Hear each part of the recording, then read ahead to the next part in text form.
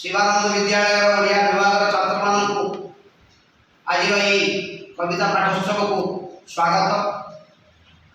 आपण मैंने गोटे गोटे सुंदर सुंदर कविता लिखा प्रतिश्रुति देती।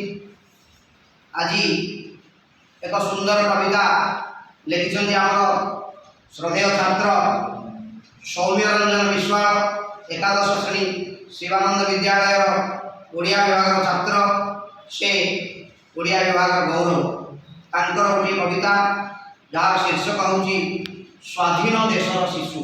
से आज मु अध्यापक मनोरंजन पाठ करने जाऊँगी मन दे शुणु। आज कवितार शीर्षक है स्वाधीन देशर शिशु। स्वाधीन आकाश तले हसुंच शिशु मान स्वाधीन आकाश तले हसुंच शिशु माने माँ माटीर गान शुणी हृदय हुए पुलकित। माँ माटीर गान शुणी हृदय हुए पुलकित। अंधकार दिन गला आलोक आसी अंधकार दिन गला आलोक आसी स्वप्न करने मुक्ति मिली स्वप्न करने मुक्ति मिली। पाठ पढ़ी ज्ञान आनी नुआ दिग खोजुंट पाठ पढ़ी ज्ञान आनी नुआ दिग खोजुंट विज्ञान और कला निज नाम लिखुंट विज्ञान और कला निज नाम लिखुंट।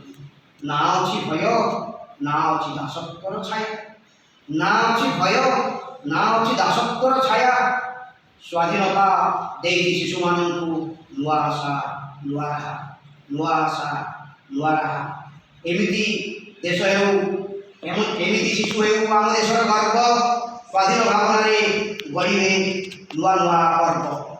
तांकर हस भविष्यतर आलोक तांकर हस आम भविष्यतर आलोक। स्वाधीन देशर शिशु हे आगामी समय स्थापक।